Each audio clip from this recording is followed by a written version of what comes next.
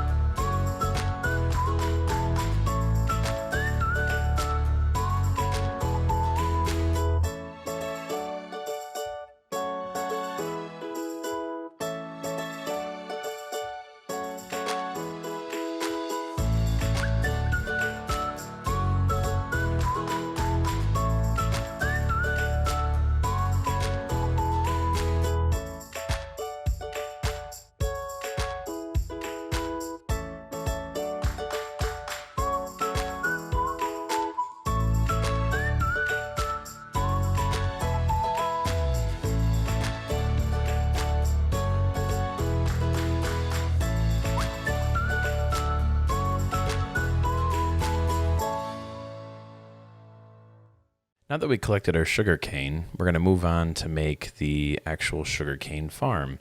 This is going to be an automated farm that uses a redstone clock to power both a dispenser and a piston. If you want to pop over to one of the new shorts that we made on redstone clocks, I highlight two different redstone clocks, one using a standard V design and the other one using 2 observers. In this farm, we're going to end up using the 2 observer variant. Start by putting down your collection chest, and next to that a sticky piston. Come around to the front of the farm and place a lever on the sticky piston.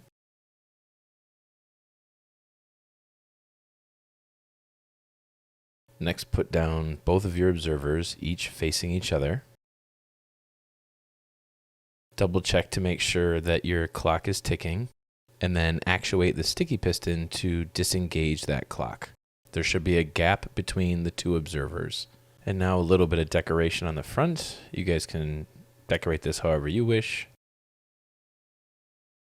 And next up, we're going to grab a hopper and make sure that hopper is funneled into the collection chest by crouching first. You can see it pointed into the chest there. Now we're going to start to wall this off, put down some dirt. What you'll notice is that dirt, because it's dry, we can't actually plant sugarcane on it. So we need to take a bucket and waterlog our hopper, and then we'll be able to plant the sugarcane on the block. Come around to the rear and place a solid block, and then on top of that solid block, a dispenser facing the sugarcane, which will give us 9 slots to stack bone meal at a later time. Next, we're going to want to put a regular piston also facing towards the sugarcane, and you'll need to crouch before you place that. And once this piston activates, it'll hit the top of the sugarcane that grows when the dispenser dispenses the bone meal on the sugarcane. The only catch to this is that the piston cannot obstruct the growth of the sugarcane, meaning that the piston needs to be retracted when the dispenser dispenses the bone meal.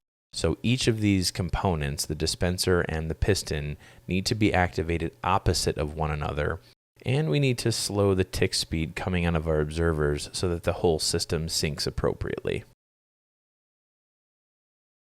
Next, come back to the left side of the machine and put a redstone repeater on a 1 tick delay coming directly out of your observer, and have that go directly into a solid block.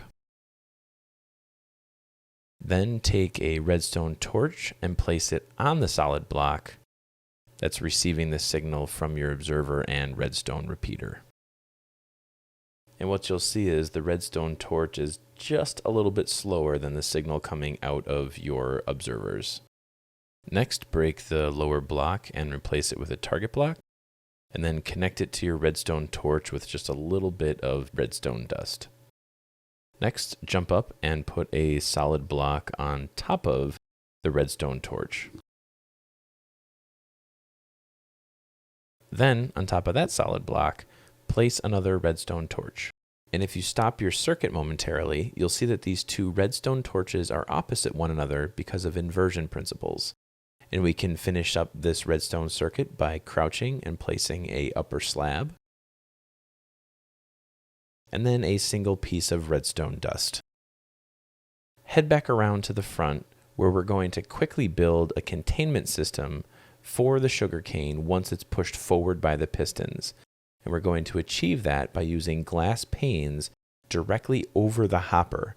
As you can see, the glass panes split the hopper in half, which allows any sugarcane that hits the panes to fall directly into the hopper. Then all we have to do is close in the chamber and the build is essentially done. And I'll do a quick walk around so you can see how this should look.